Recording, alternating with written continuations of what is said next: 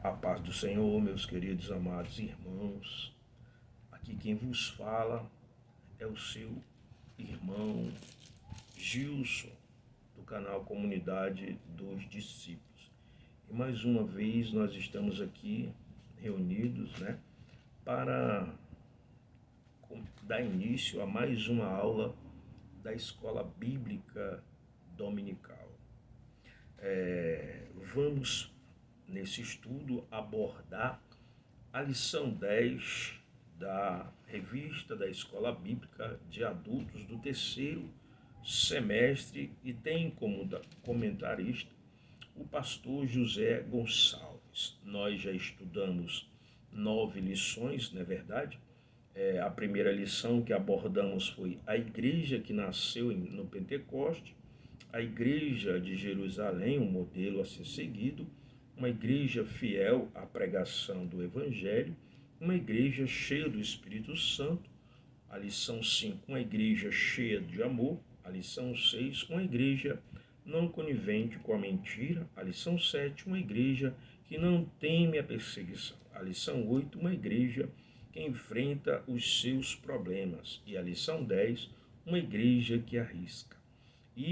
A lição 9. E a lição 10 é a lição que nós abordaremos nesta lição, é a expansão da igreja. Louvado seja o nome do Senhor Jesus Cristo. Estaremos então abordando nessa lição 10 a expansão da igreja, o crescimento da igreja, aleluia, o ide da igreja na ida do levar o evangelho a todas as pessoas do mundo, Louvado seja Deus. Mas antes, meus queridos, da gente começar esta aula, nós vamos orar aqui e pedir a Deus mais uma vez a sua ajuda, o seu auxílio, a sua direção, para que tudo saia de acordo com a vontade de Deus e não do homem. Vamos orar em nome de Jesus. Pai amado e eterno, aqui te damos graças, te agradecemos por tudo e te pedimos perdão dos nossos pecados e falhas cometidos contra ti ou contra nosso próximo. Pai, toma a frente de tudo neste negócio, Senhor, que é a tua palavra. Fala a cada coração, instrui nossas vidas com a tua palavra, abençoa esse irmão, esta irmã, esse simpatizante da palavra de Deus, esta pessoa que deseja crescer na graça e no conhecimento do Senhor, que tu venhas, ó Pai, tomar a frente deste trabalho, Senhor, em nome de Jesus. Amém, meus queridos, eu sou o irmão Gilson, do canal Comunidade dos Discípulos. Deixa aí, se inscreva no meu canal, deixa aí o seu like, nos ajude a estar levando a palavra de Deus. Amém? Louvado seja Deus. Esta lição, meu querido, ela será ministrada domingo, dia 7, de 2025. Mas nós aqui já queremos trazer antecipadamente, para você que gosta, de ouvir antes de estar aí ouvindo algumas coisas a mais, nós queremos então estar aqui trazendo a palavra do Senhor, este pequeno ensino, Nós não somos conhecedores de tudo, e nós queremos então apenas ajudar os irmãos a ter um maior conhecimento através da misericórdia de Deus. Louvado seja o nome de Jesus. Bom, meus queridos, nós vamos falar sobre a expansão da igreja.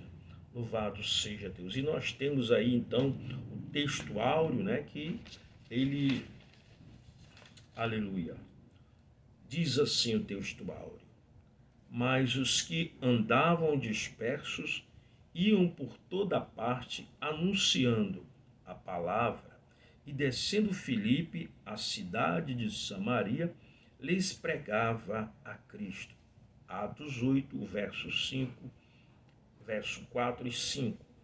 Verdade prática: a igreja só crescerá quando ultrapassar seus próprios limites e levar a mensagem de Cristo para além de suas paredes. Aleluia. Louvado seja Deus.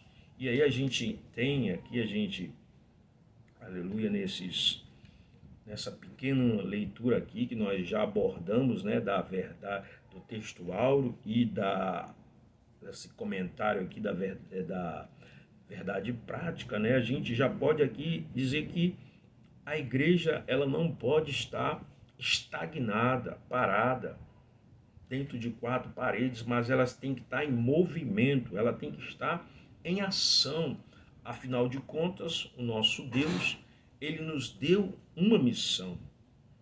Ele nos mandou indo pregar o evangelho. Veja que é uma ação, o ide do Senhor. A gente vai encontrar isso em Mateus 28. Aleluia, eu gosto sempre de estar respaldando aquilo que eu falo de acordo com a palavra de Deus. A gente vai encontrar isso em Mateus 28, no capítulo 28, verso 18 ao 20. A gente então encontra esta ordem do Senhor para a minha e para a sua vida, meu querido, amado irmão, aqui no capítulo 28, verso 18, diz assim a palavra do nosso Deus. Eu poderia ler apenas o verso, né? O verso 19, mas eu vou ler do 18 até o 20. Amém? Diz assim: Então Jesus, aproximando-se deles, lhes assegurou: toda a autoridade me foi dada no céu e na terra. Portanto, ide e fazei com que todos os povos da terra se tornem discípulos, batizando-os em nome do Pai, do Filho e do Espírito Santo, ensinando-os a obedecer a tudo quanto vos tenho ordenado, e assim eu lhe estarei permanentemente convosco até o fim dos tempos. Em Marcos 16, veja o que diz então também o nosso Senhor Jesus Cristo no Evangelho de Marcos 16. Diz assim o nosso Deus: aquele que crê e for batizado será salvo, todavia quem não crer será condenado. Aleluia. Então, o dever da igreja é pregar às pessoas o reino de Deus, o reino dos céus, né? E quem crê, né, será o quê? Batizado. Quem não crê será condenado. Condenado por quê? Condenado porque negou a Jesus. Condenado por conta de suas más obras, dos seus erros, né? Não somos nós que condenamos alguém, mas ele mesmo se condena quando rejeita a salvação. E a salvação é Cristo Jesus. Aleluia. Louvado seja Deus. Meus queridos, nós temos aqui, né, nesta revista da Escola Bíblica, aqui nós temos alguns textos, né, para se ler durante a semana que nos é dado, para que o aluno ele venha estar tendo mais respaldo bíblico para compreender a lição. Louvado seja Deus. Então, nós vamos começar aqui, louvado seja Deus, lendo o texto, a leitura bíblica em classe. Diz assim a palavra do nosso Deus: E também Saulo consentia na morte dele, e fez-se naquele dia uma grande perseguição contra a igreja que estava em Jerusalém, e todos foram dispersos pelas terras da Judéia e da Samaria, exceto os apóstolos. E uns varões piedosos foram enterrar a Estevão, e fizeram sobre ele grande pranto. E Saulo assolava a igreja, entrando pelas casas e arrastando homens e mulheres, e os encerrava na prisão. Mas os que andavam dispersos iam por toda parte anunciando a palavra. E descendo Filipe, a cidade de Samaria, lhe pregava a Cristo. E as multidões unanimemente prestavam atenção ao que Filipe dizia, porque viam os sinais que ele fazia, pois os espíritos imundos saíam de muitos os que tinham clamado em alta voz, muitos paralíticos e coxos eram curados. Havia grande alegria naquela cidade. Mas como crescem em Filipe, que lhes pregava acerca do reino de Deus e do nome de Jesus, se batizavam tanto homens como mulheres. E creu até o próprio Simão, e sendo batizado, ficou de contínuo com Felipe, e vendo os sinais e os grandes maravilhas que se faziam, estavam atônicos. Os apóstolos, pois, que estavam em Jerusalém, ouviram que Samaria recebera a palavra de Deus. Enviaram para lá Pedro e João, os quais, tendo descido, oravam por eles para que recebessem o Espírito Santo. Isso se encontra em Atos dos Apóstolos, capítulo 8, verso 1 ao verso 8 e o verso 12 ao verso 15. Louvado seja Deus. Então, veja, meu querido, que o que é que diz aqui a palavra de Deus? Diz, que e também Saulo consentia na morte dele. Na morte dele quem? Na morte de Estevão. Por quê? Porque Deus, ele vai incitar Estevão para pregar contra o sinédrio, aqueles religiosos que estavam ali, e Estevão começa a pregar, e a pregação de Estevão, pregando sobre o reino de Deus, pregando sobre as coisas de Deus, estava incomodando aqueles homens, aquela liderança religiosa, a ponto deles não resistirem ao poder que Estevão estava pregando, que era pelo poder do Espírito Santo. E eles então tomaram Estevão, levaram Estevão ali diante daquela liderança religiosa, e eles ali então acusaram, levantaram falso testemunho contra Estevão, dizendo que Estevão estava pregando contra o templo, contra a lei mosaica, e então eles pegam Estevão e apedrejam Estevão até a morte.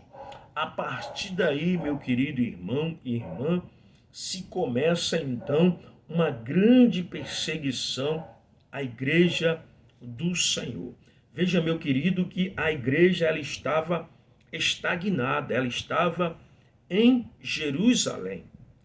E Jesus, ele tinha dado uma ordem à igreja, para que a igreja, os discípulos, os apóstolos ali, eles fossem e pregassem a igreja em todo o mundo, em Jerusalém, na Judéia, em Samaria, até aos confins do mundo. Mas eles, após receberam o Espírito Santo ali, uma promessa de Deus, uma promessa que Jesus fizera, que eles ficassem em Jerusalém, até que do alto eles fossem revestidos de poder, e ali então eles iriam sair para proclamar o evangelho da salvação. Após Jesus então ressuscita, antes disso, fica 40 dias com eles, ensinando ali, demonstrando, olha, eu venci a morte, eu estou aqui, agora vocês vão para Jerusalém, vão ficar lá, até que do alto vocês sejam então revestidos de poder. Depois vocês comecem a falar do reino de Deus. Mas eles, por não obedecerem, então Deus permite essa situação, essa perseguição, a morte de Estevão. Deus permite que essa situação sobrevenha, e Estevão, ele vai ser morto devido a pregar o evangelho. Então começa essa perseguição. Diz que Saulo consentia, né? Lá na frente nós vamos ver o quê? Nós vamos ver que Saulo, né, que vai depois se chamar Paulo, esse Saulo que outrora perseguia a igreja do Senhor, botava homens, mulheres, né, encerrados na prisão, ele vai se converter ao cristianismo, a Jesus.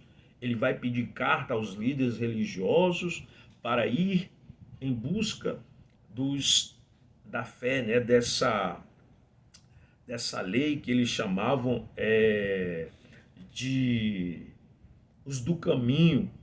Então ele vai e pede cartas para ir a Damasco, prender o povo de Deus, mas a caminho de Damasco, Paulo então tem um encontro com Jesus.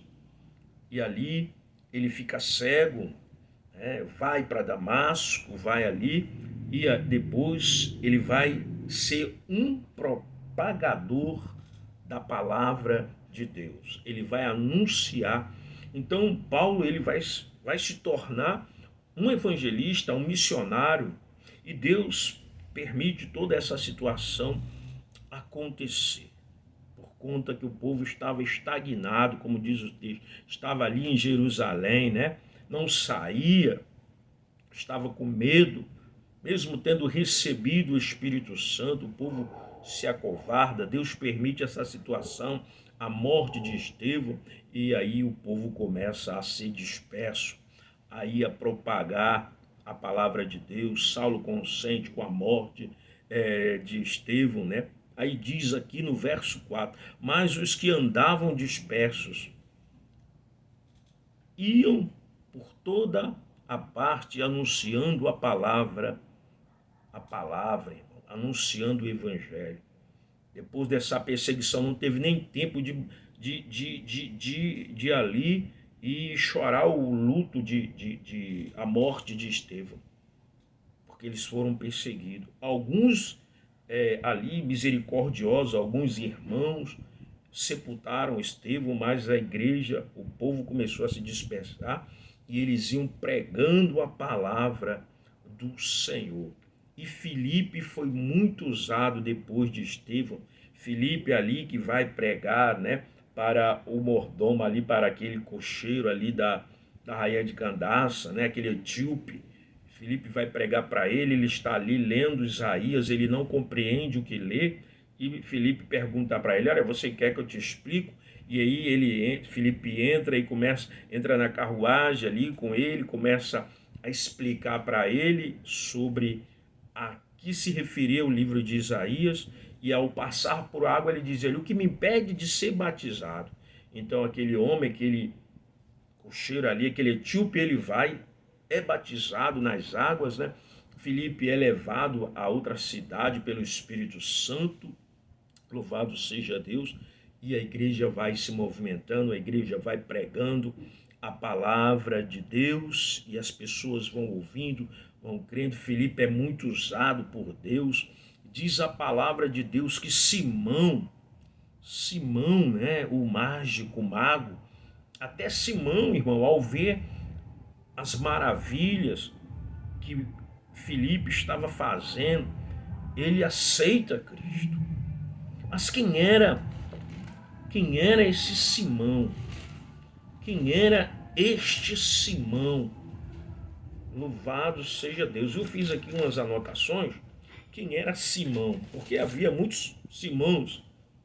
Mas quem era Simão que foi impressionado pela pregação de Filipe? E buscando algumas informações, Simão Mago, um samaritano que praticava feitiçaria e foi convertido após ouvir as boas novas do Evangelho em Samaria.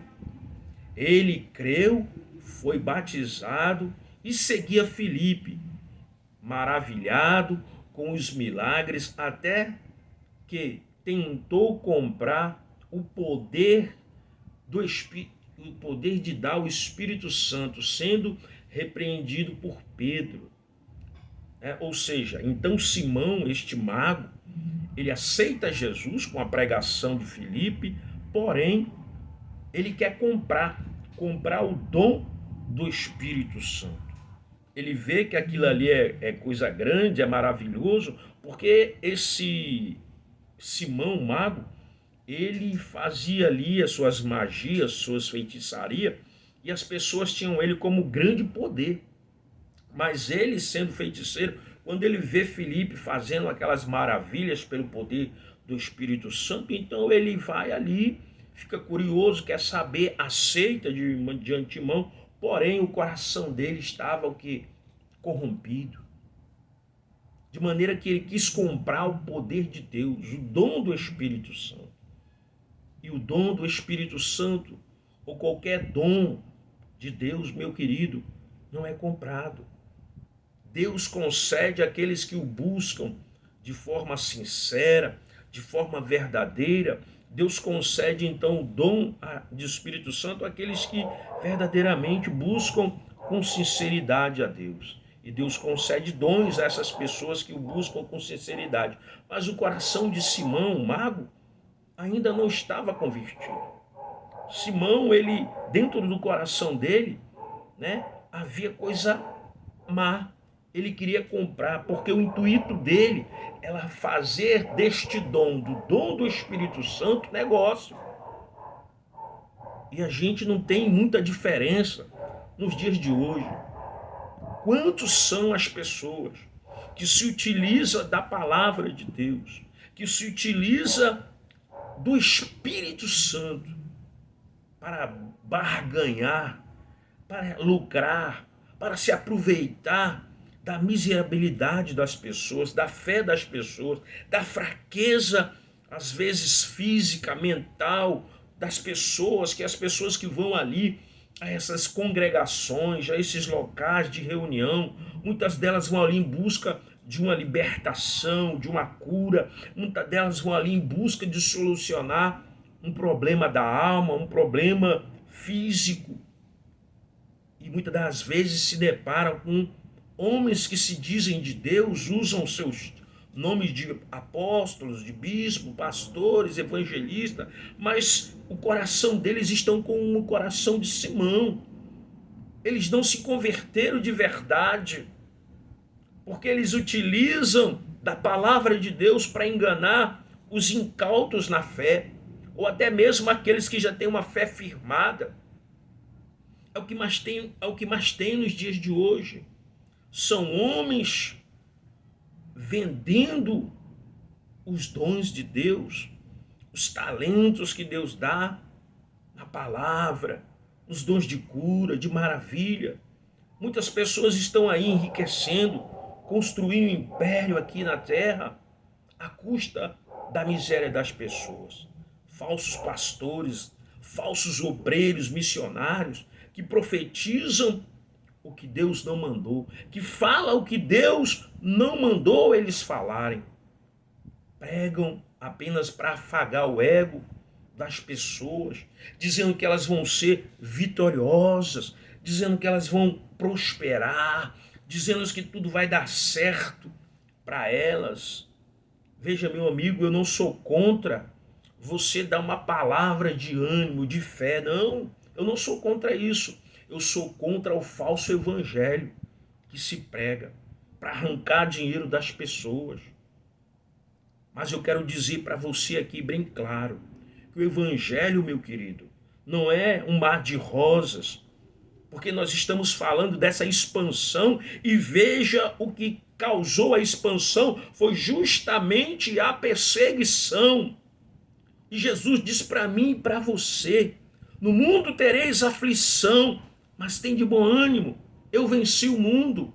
Meu querido, nós vamos ser perseguidos pelos nossos da própria família, perseguido pelos aqueles que não querem ouvir a palavra de Deus, perseguido pelo sistema, porque o evangelho, ele é sal e quando ele bate na ferida, ele arde, ele incomoda. Porque o evangelho, meu querido irmão, irmã, simpatizante, ou você muda ou você não muda. Ou você é transformado ou você não é transformado. E quando a palavra verdadeira, genuína, ela vem, ela faz algo diferente. Ela transforma a mente, ela transforma o coração, ela liberta o homem das amarras do pecado. Mas infelizmente muitos não querem. Estão como Simão, vendendo os dons, os talentos, pregando o que Jesus não mandou pregar, falando o que Jesus não mandou falar, vendendo cura. E cada um de nós vamos prestar conta. O evangelho não é este mal de rosa que as pessoas querem aí estar oferecendo, né? Dizendo para as pessoas que após você aceitar Cristo, olha, tudo vai ficar bem na sua vida. Eu quero dizer que Deus, ele nos dá paz. Quando aceitamos Jesus, nós temos a paz interior, a paz de Cristo. Assim como diz em Mateus 11, verso 28 ao 30, vai falar: vinde a mim todos vós que estáis cansados e sobrecarregados, e eu vos aliviarei. Tomai sobre vós o meu jugo e aprendei de mim, que sou manso e humilde de coração, porque o meu jugo é suave, o meu fardo é leve. Ou seja, mesmo que você esteja vivendo uma situação difícil, quando você tem Deus na sua vida, mesmo em meio à turbulência da vida, se você tem Jesus, se você tem o Espírito Santo, ele vai te ajudar a carregar este fardo. Ele vai estar contigo na alegria, na doença, nas dificuldades financeiras.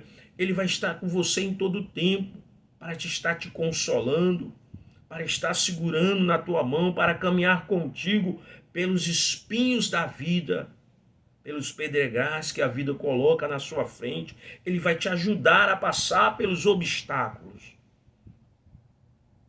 te fortalecendo, para que você não venha olhar para trás, para que você não venha desistir da caminhada. E essa igreja então passa por essa perseguição, meu querido. Simão estava com o coração, este Simão aqui, mago, estava com o coração corrompido. Ele estava no engano, porque ele não se converteu verdadeiramente, porque ele queria fazer do dom de Deus negócio. E Deus está de olho em mim e está de olho em você, meu querido. Os olhos do Senhor estão sobre toda a terra. Louvado seja Deus. Então, meu querido, este povo, esses discípulos, né, esses apóstolos, esses homens, eles receberam o dom do Espírito Santo quando estavam ali em Jerusalém, no cenáculo. Em Atos dos Apóstolos, capítulo 12, vai falar que eles foram, né, revestidos do poder de Deus. Aleluia. Em Atos dos Apóstolos, capítulo 12, fala do batismo do Espírito Santo, que veio sobre aqueles que estavam no cenáculo.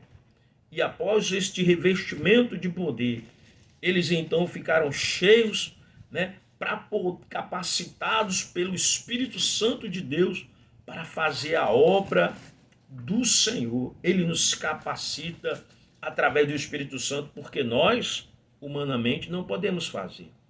Porque a nossa luta, meu querido, não é contra o sangue, a carne, ou seja, as pessoas.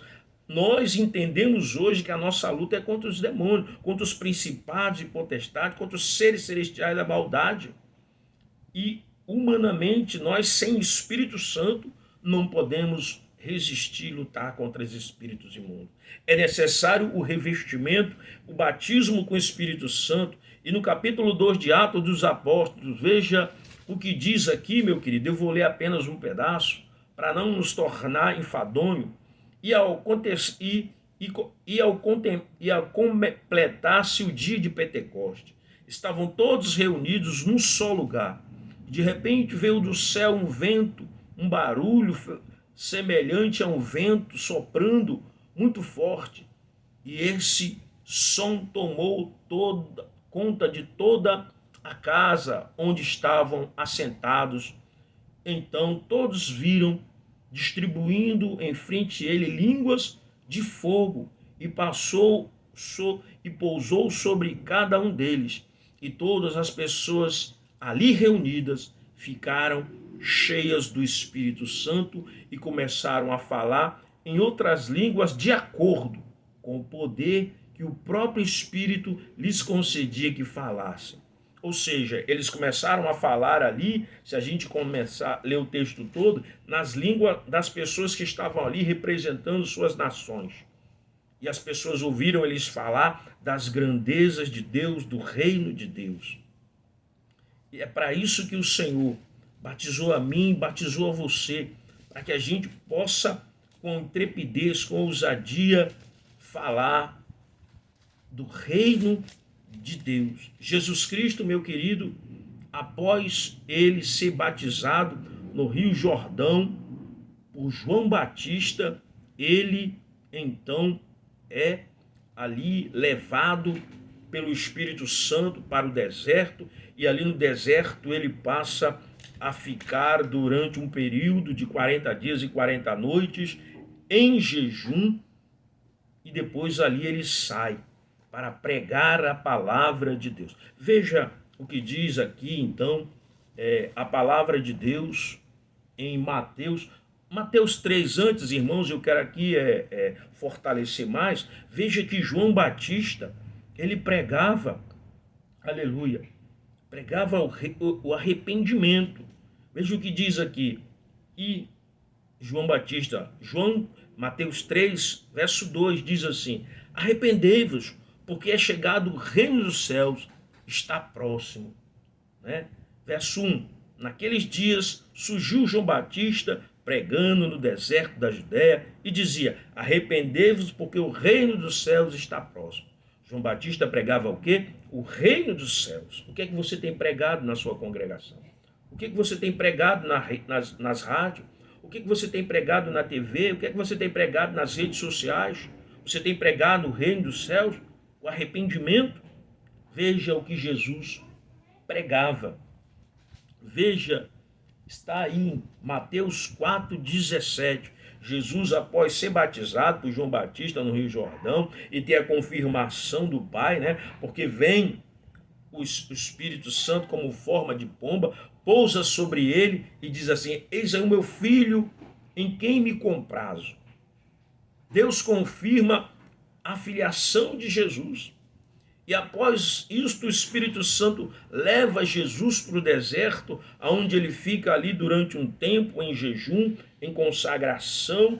E após estes 40 dias e 40 noites, ele vai começar o seu ministério. Diz assim: naquele momento em diante, Jesus passou a pregar e a dizer: arrependei-vos, porque é chegado o reino dos céus. Esse era o evangelho que Jesus pregava. Este era o evangelho que João Batista pregava, o reino dos céus. E este evangelho foi ensinado pelos apóstolos, né?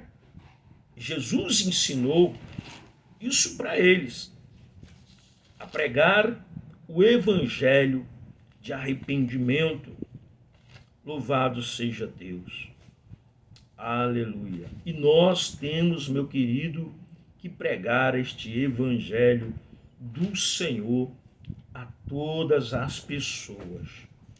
E quem era, meu querido, louvado seja Deus, eu fiz aqui umas anotações a respeito, né? Quem era esses 12 apóstolos que Jesus então ensinava?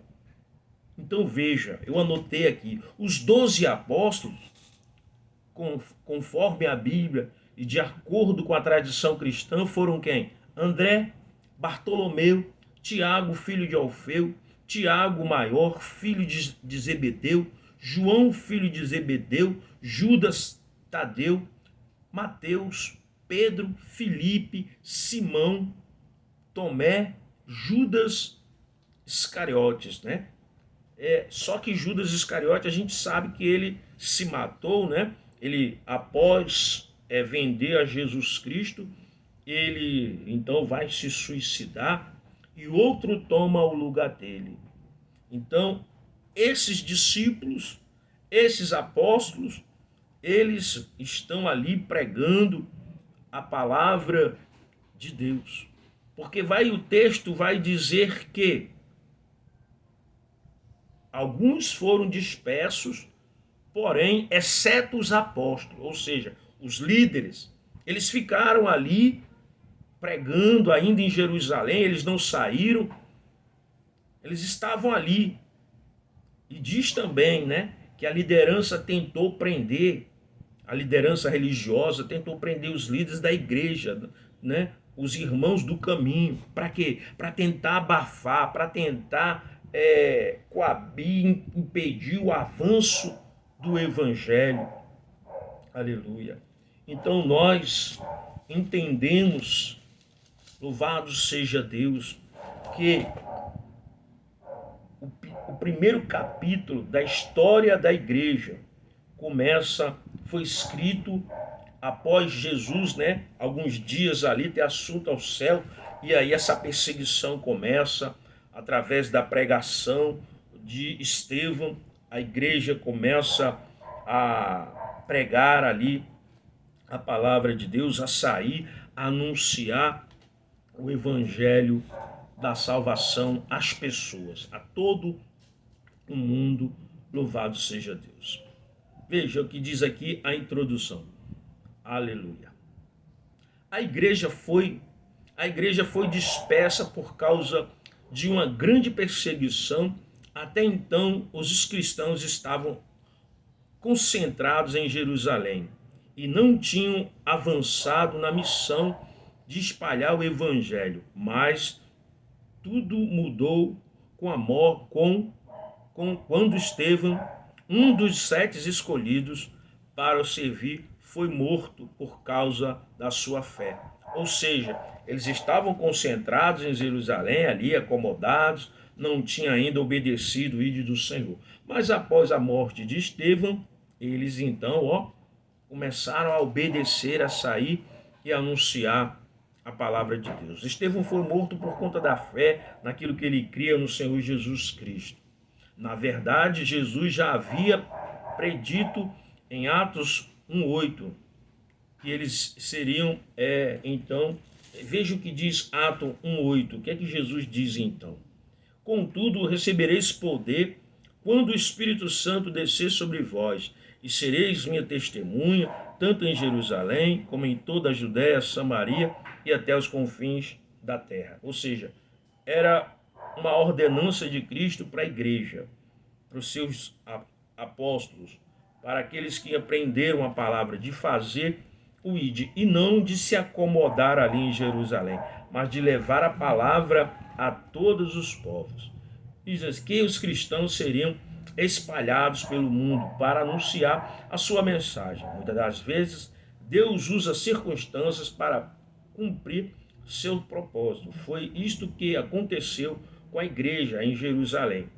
Mesmo sofrendo uma grande perda e tendo de sair de cidade, os cristãos não fugiram derrotados. Pelo contrário, eles continuaram firmes, levando as boas novas para outras pessoas. Ou seja, mesmo a partir dessa perseguição, das adversidades, eles começaram a pregar. Eles não saíram com medo de serem mortos, mas para cumprir o ide do Senhor. Louvado seja Deus. E aí a gente tem o primeiro tópico aqui, né? A igreja diante da perseguição. Embora perseguida, não fragmentada. Por causa da perseguição que foi movida contra Estevão, o evangelista enfatiza que os cristãos foram dispersos pelas terras da Judéia e Samaria, exceto os apóstolos, né? Atos 1:8. Eu já li para você quem eram os apóstolos. Aleluia. Exceto os apóstolos. Os capítulos 4 e 5 de Atos resistem à perseguição focada mais sobre os apóstolos e líder da igreja. O fato deles não terem sido dispersos como fizeram os demais crentes não significa que eles também não foram perseguidos. Eles ficaram em Jerusalém porque a igreja, sob pressão e perseguição, precisava deles.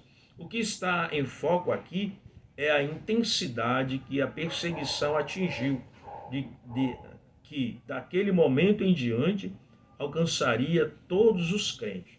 Deve ser também destacado que, mesmo perseguida e dispersada, essa igreja não se desorganizou nem se fragmentou, mas continuou uma igreja forte e unida. Ou seja, mesmo depois dessa dispersão, a igreja ela não ficou desorganizada.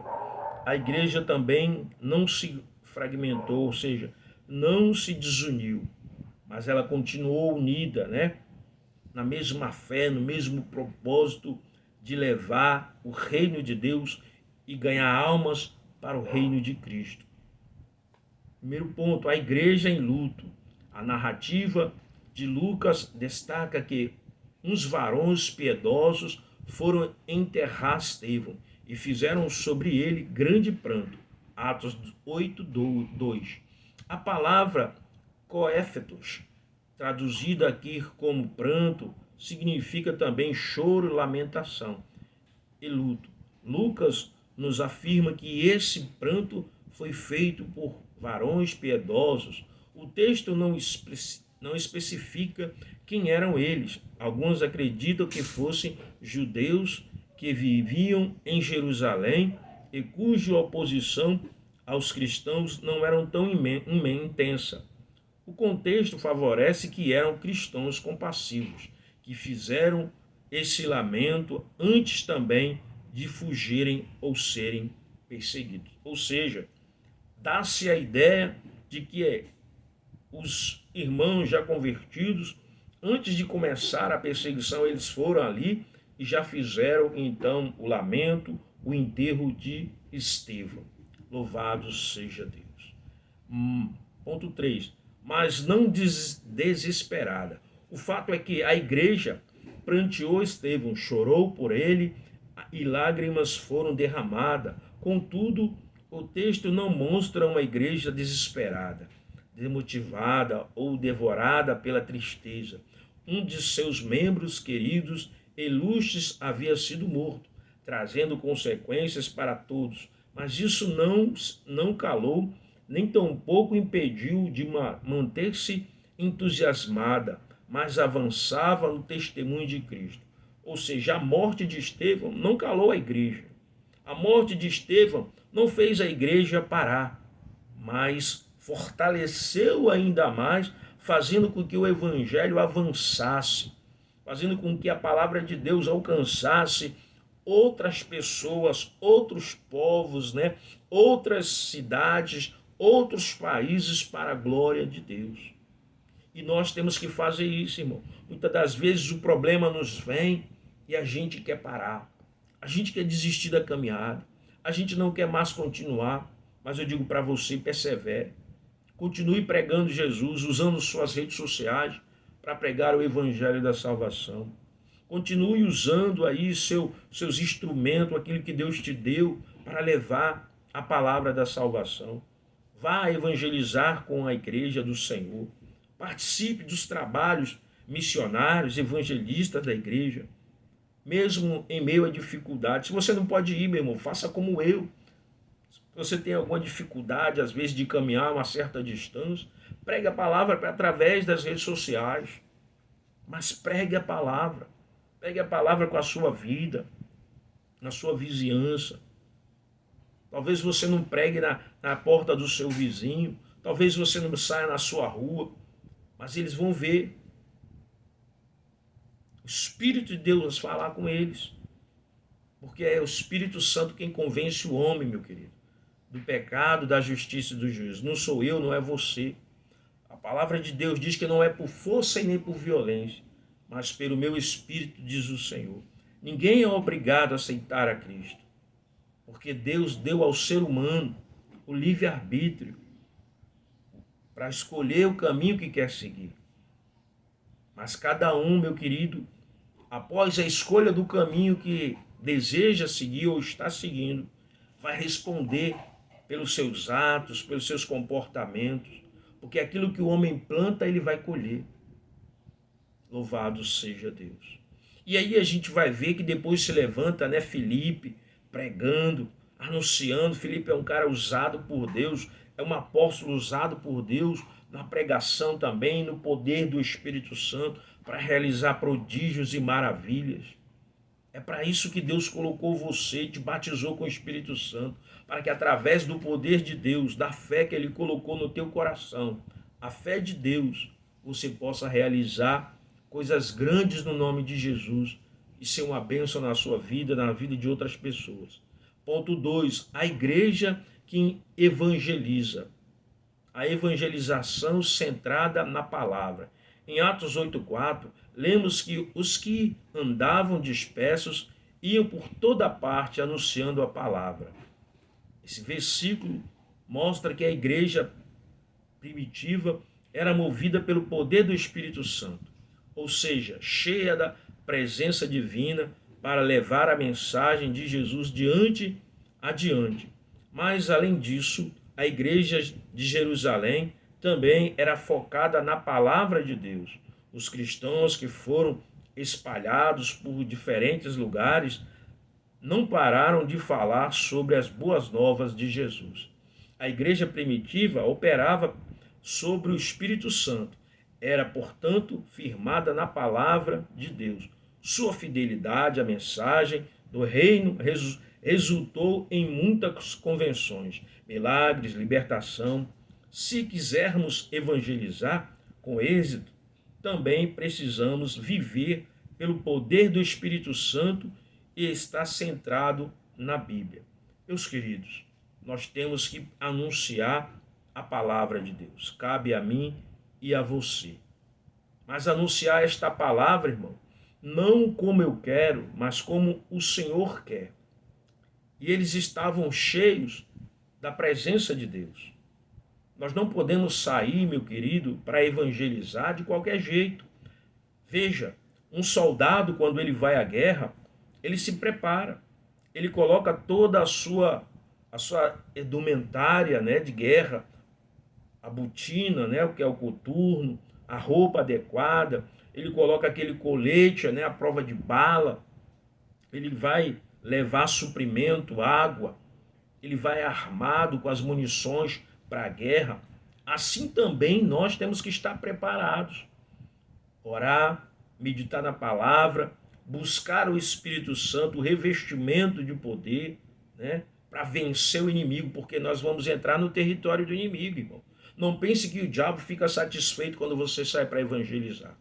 Porque quando você sai para evangelizar, você está ali imbuído de uma autoridade divina de Deus para resgatar vidas que estão no lamaçal do pecado, nas drogas, na marginalidade, na prostituição, em coisas que desagradam a Deus. E a gente, ao entrar no território do inimigo, ele fica feroz, ele se levanta. Veja que às vezes você faz a obra, você está evangelizando, e o inimigo se levanta até mesmo dentro da sua própria casa contra você, para tentar te desestimular, fazer você parar, tentar te envergonhar. Porque o diabo ele faz isso, irmão. Ele não quer que a obra de Deus avance, ele não quer que o filho, que a filha de Deus, um servo de Deus avance na pregação. Por quê? Porque ele sabe que você é um instrumento usado por Deus para ganhar, resgatar essas almas que estão perdidas, que estão com o coração quebrado, que estão com a alma dilacerada, que estão vivendo nas drogas, que estão vivendo no engano, na ilusão do mundo. E quando você sai como um soldado de Deus para adentrar no território do inimigo, para saquear o inferno e para ganhar almas para Cristo, ele não fica satisfeito. Ele quer te barrar de qualquer jeito, ele quer impedir que você consiga ganhar almas. Mas aqui a gente entende que nós temos que estar cheio da presença de Deus, do Espírito Santo. Diz que a pregação era focada na palavra de Deus. Você tem que focar a sua pregação, nós temos que focar a nossa pregação na palavra, irmão. Na palavra de Deus. Não é em conceitos filosóficos que o mundo ensina aí nas faculdades seculares. É na palavra de Deus, porque é a palavra de Deus que tem poder transformador na vida do homem. Diz as Sagradas Escrituras que a fé vem pelo ouvir e o ouvir da palavra de Deus. É pelo poder da palavra que as coisas tornam a existir. Hebreus 11:1 vai dizer que a fé é o firme fundamento das coisas que se esperam, né? Mesmo que você não esteja vendo, ela vai se concretizar em nome de Jesus.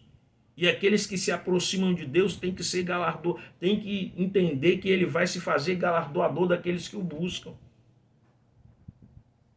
Deus, quando criou o homem, ele criou pelo poder, criou a sua criação, o homem ele fez do pó da terra, mas o sol, as estrelas, os astros, ele firmou pela palavra. A palavra de Deus tem poder, irmão. Poder para trazer à existência o que não existe. Aleluia. Eu não sei o que você tem pedido a Deus, mas quando nós usamos a palavra na autoridade do nome de Jesus, ela traz à existência o que não existe. Veja o que diz aqui em Gênesis, no capítulo 1. Louvado seja Deus.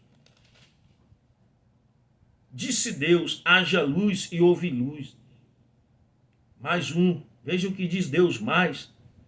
Ele diz que, e disse Deus, haja luminares no céu.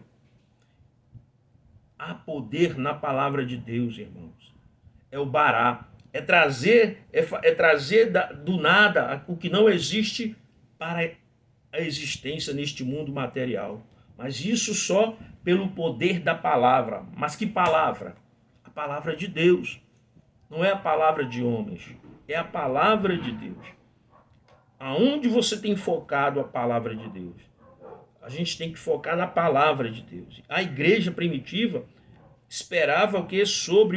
Ela operava sobre o poder do Espírito Santo. Não é no poder da sabedoria do homem. É no poder da sabedoria do Espírito Santo, quando nós nos tornamos dependentes, aleluia, do Espírito de Deus que opera na sua e na minha vida, que opera em tantas vidas por aí. É Ele que faz acontecer. Diz mais aqui também, concentrada na Bíblia, na palavra, né? Lhe pregava Cristo. O que é que você tem que pregar, irmão? É prosperidade? É enriquecimento? É ilusão? Não, é pregar Cristo, é pregar o reino dos céus. Jesus Cristo é o centro da palavra. Não é pregar, irmão, coisas para exaltar o homem, para enaltecer o homem, não. É pregar Cristo, pois é através de Cristo que liberta. E pregar a palavra fiel, irmão. Você não pode tirar e nem acrescentar. Porque você vai dar conta do que você acrescenta e do que você tira. Naquele grande dia, nós precisamos pregar a palavra fiel. E esta palavra que pregamos, irmão, se ela é fiel, ela traz resultado. Ela faz aquilo que apraz, que o Senhor determinou. Esta palavra fiel, irmão, ela vai confrontar o homem naquilo que ele é, naquilo que ele está fazendo. Esta palavra vai libertar, assim queira o ser humano. Não é por força, mas o homem tem que desejar, ele tem que abrir o coração para Deus. Se a pessoa tranca o coração para Deus, como é que Deus vai operar? Deus não pode operar num coração fechado. A pessoa tem que se abrir para Deus. Evangelizando. Precisamos evangelizar e focar a nossa evangelização em Jesus. Dizer que Jesus é o caminho, a verdade e a vida. E que ninguém vai ao Pai a não ser por Ele. Por quem? Por Cristo. Dizer que só existe um mediador entre Deus e os homens. E este mediador é quem? É Cristo, Salvador. Aleluia.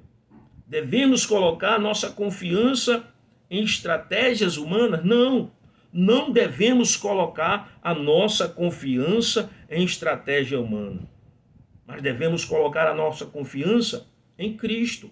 Veja, meus queridos, muitas pessoas vão para ir para a faculdade e aprendem, né? Vão seguir suas carreiras. E lá na faculdade você aprende, irmão. Na administração, você aprende a métodos, né, de estratégia, desenvolver planos ali para poder ter o resultado positivo naquilo que você busca para a sua empresa. As pessoas do marketing fazem isso, né? Elaboram ali estratégias de marketing para obter um resultado considerável, favorável à empresa. Mas nós devemos buscar em quem essa estratégia? Em Cristo. Muitos irmãos estão trazendo isso para dentro das congregações, esses meios de estratégia que eles aprendem aí na faculdade e querem trazer para dentro das congregações, né, para obter resultado, crescimento de números de membros. Mas nossa estratégia tem que estar em Cristo. É Ele quem nos dá a estratégia para evangelizar, para pregar, para fazer o ID do Senhor. Porque as coisas de Deus, irmão, são coisas diferentes do mundo. As coisas de Deus são divinas. Não tem nada a ver com este mundo terreno. Se eu coloco coisas terrenas para o reino de Deus, não vai haver êxito. Mas a minha estratégia tenho que buscar em Cristo Jesus, porque Ele tem a melhor estratégia, o melhor plano, para que tudo ande de acordo não como nós queremos, mas de acordo com a vontade e o propósito de Deus. Paulo, ele queria evangelizar em certa cidade, mas o Espírito Santo disse, olha Paulo, não vai para lá não, tu vai para outro local. Então nós temos que ter o quê? Sensível à voz de Deus, para seguir os planos de Deus, os planos que o Espírito Santo coloca no seu e no meu coração para a nossa vida. Muitas das vezes a gente toma decisões precipitadas. Nós temos que consultar a Deus, dizer, Senhor, é isso que está acontecendo, é assim assado. Tu tens o melhor plano, me ajude a tomar a decisão correta. E Deus então vai te dar, irmão, vai te ajudar a você tomar a decisão correta. Se você deve ir para ali, se você deve ir para acolá, se você deve permanecer. É Deus. E tudo que Deus manda, irmão, vai dar certo. Pode demorar o tempo que for, mas se foi Deus que disse para você ficar, fique. Se Deus disse para você sair, saia. Porque quando é Deus que manda, irmão, nada pode impedir o agir de Deus. Certa vez eu morando em um lugar, eu, minha mãe, minha família, a gente ia se mudar para uma casa menor devido a um irmão que ele era ex-presidiário, e esse irmão estava trazendo muita tribulação para minha família, a ponto de eu me aborrecer e ter ido lá na casa dele e o confrontei, irmão. Porque eu penso assim, ele é homem como eu sou, ele quer ser respeitado, ele também tem que respeitar. E eu fui diante dele e disse para ele, eu disse, eu sei que você é um ex-presidiário. E eu olhei para ele, irmão, diante de Deus, eu disse, eu não me importo o que você seja. Se você já foi ex-presidiário, se você não foi, eu sei de uma coisa, que eu sou homem igual a você. E você não conhece a coragem que eu tenho dentro de mim. E eu nem conheço a sua. E eu disse para ele, não queira medir a minha coragem, porque você não vai me derrubar. Você não vai me intimidar porque você ficou preso. Depois dali, irmão, eu não falei mais com esse irmão, esse abençoado, a gente decidiu se mudar. E ali nos mudamos, né? Porque minha mãe, ela sempre tem essa coisa da carne, mas ali eu pintando a parede da carne, Deus falou comigo, irmão. Eu olhei e achei que eu estava maluco. E Deus disse, eu não mandei você sair dali. Irmão, eu catei tudo que eu tinha levado para pintar, todo o meu material de limpeza, de pintar a parede. Coloquei tudo na mochila ali, peguei as coisas, peguei o ônibus, voltei e disse para minha mãe, mãe, Deus não quer que a gente saia daqui. Meu querido, eu vou lhe dizer, essa família que estava ali me confrontando, não a mim, mas a minha esposa, a minha mãe, que estava tentando nos causar dano, eles não ficaram uma semana. Depois daquilo ali, eles saíram. Sabe o que aconteceu com o rapaz que estava me incomodando? Ele tomou, meus queridos, eu não conto isso para a minha glória, nem para me exaltar, porque eu não sou ninguém. Mas lá onde ele foi morar, ele achou quem ele precisava achar. Não sei se ele foi mudado. Deram lá uns tiros nele porque ele era metido a valente, ele roubava as casas dos outros, né? Então lá onde ele foi morar, depois que saiu dali, ele se deu mal. Meu querido, às vezes a gente quer ajudar a pessoa, mas as pessoas às vezes abusam da nossa bondade, pensa que a gente é frouxo, pensa que a gente se intimida e tenta subir nas nossas costas, nos intimidar. Mas nós que somos servos de Deus, a nossa confiança não está, meu querido, na força do braço, mas em Deus. E eu criei em Deus, irmão. Eu sempre fui uma pessoa que, apesar de tudo que eu já passei na minha vida, depois que eu aceitei Cristo, eu confio em Cristo. Eu posso estar passando qualquer dificuldade, mas a minha fé está nele. A minha fé não está em uma arma no meu braço, apesar de eu ter um corpo avantajado. Eu não confio, eu confio em Deus, irmão. Porque eu não creio num Deus de pau nem de pedra. Eu creio naquele que está lá em cima, sentado no alto e sublime trono. Ele é o meu Deus. Foi o Deus que em 1989 eu entreguei a vida a ele. E hoje eu sigo Jesus Cristo. Ele para mim é o único Deus, não existe outro Deus. Busquei muitos deuses em muitos lugares, achando que ia preencher o vazio do meu coração. Mas o verdadeiro Deus se chama Cristo.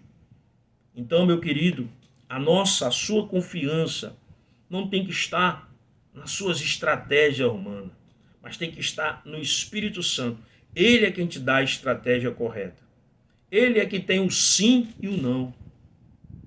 Você só tem que ser o quê? Sensível à voz de Deus.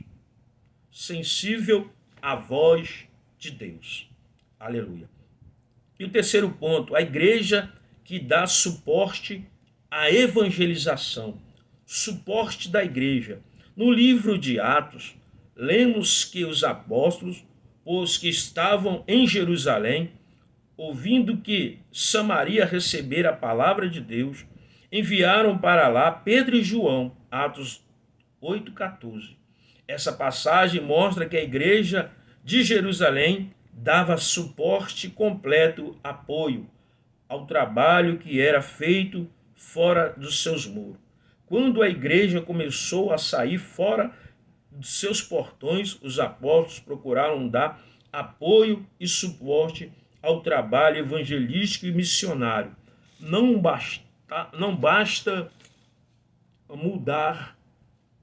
mudar missionários, é necessário dar-lhes suporte na missão que realizam. Meu querido, todos os irmãos, toda a congregação tem que receber o suporte, irmão. Às vezes você vai fazer um trabalho evangelístico no bairro, na rua, e às vezes você está com uma congregação que tem poucos membros naquele momento, né?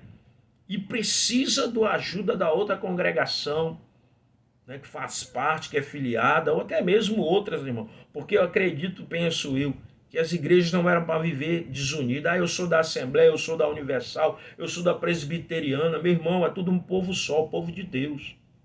E aí a gente tem que se unir numa só fé, num só propósito, que é ganhar almas para o reino. E você deve estar ali ajudando, evangelizando, discipulando. Se precisa de um discipulador, vá ali ajudar o seu pastor, vá ajudar a discipular, vá ajudar a evangelizar, vá ajudar a ensinar. Se Deus te deu o dom do ensino, vá ajudar, meu querido, a discipular outros irmãos. Ensina o evangelho da salvação.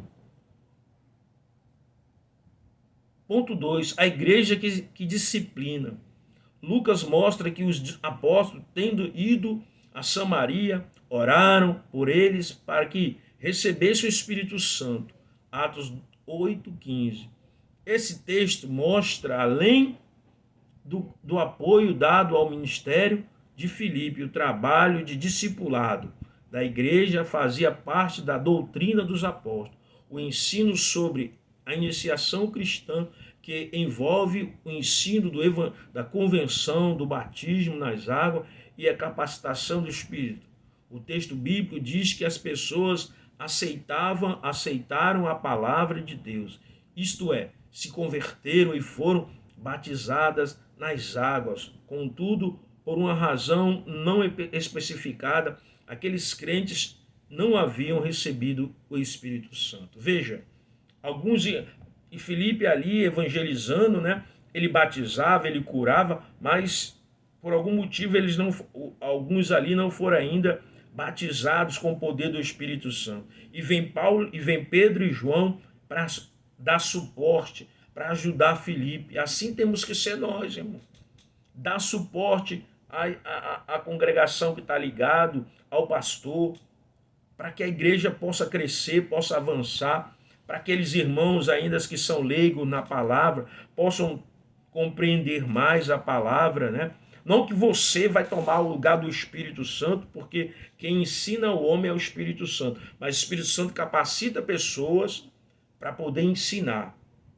É o Espírito Santo usando sua vida, minha vida, para ensinar outros. E aquela pessoa, ela vai ensinar outras, ou seja, é discípulo fazendo discípulo para o reino de Deus, para o crescimento do reino de Deus. Sem o recebimento do Espírito Santo, o discipulado está incompleto. Filipe pregou a Cristo, realizando muitos sinais entre os samaritanos, levando-os à fé e o batismo nas águas. Mais tarde, os apóstolos Pedro e João foram enviados para receber o Espírito Santo, completando assim o discipulado desses novos crentes. Para os apóstolos, o discipulado estava incompleto sem o recebimento do Espírito. Era essa visão da convenção cristã permanece e devemos levar os novos na fé e a desfrutar na experiência pentecostal, assim como fizeram os apóstolos. Ou seja, você ensina a palavra, você discipula os novos convertidos, né? Chega aquele irmão na congregação, aquela pessoa nova, ela não sabe muito, e você então vai ali falar sobre a importância do batismo nas águas, a importância dele estar lendo a palavra, a importância dele ter uma vida de oração, mas também você deve ensiná-lo a buscar o Espírito Santo. Deve dizer para ele que é importante que ele busque o Espírito Santo, para que ele venha se fortalecer cada vez mais. Porque é o Espírito Santo, irmão, quem capacita cada um de nós. Não somos nós que nos capacitamos, que nos ungimos. É o Espírito Santo. E de acordo com o propósito que ele tem na vida de cada pessoa, ele vai se derramar na vida de cada um para o propósito que ele tem na vida de cada pessoa. Essa é a vontade de Deus para a minha e para a sua vida. Que a gente venha ensinar, pregar, ganhar almas para o reino de Deus. Fazer a diferença. Louvado seja Deus. E diz aqui a conclusão da nossa aula, né? Nessa lição, vimos como o evangelho se espalhou rapidamente após a perseguição contra a igreja. Isso só aconteceu porque a mensagem cristã tinha um foco claro, a palavra de Deus e a cruz de Cristo. Sem Cristo e sem a Bíblia não há evangelho. A Bíblia não destaca os métodos que Filipe usou para evangelizar Samaria, mas enfatiza o poder do Espírito Santo e da palavra de Deus. Esse é o exemplo que devemos seguir. Ou seja, o que é que o comentarista coloca aqui?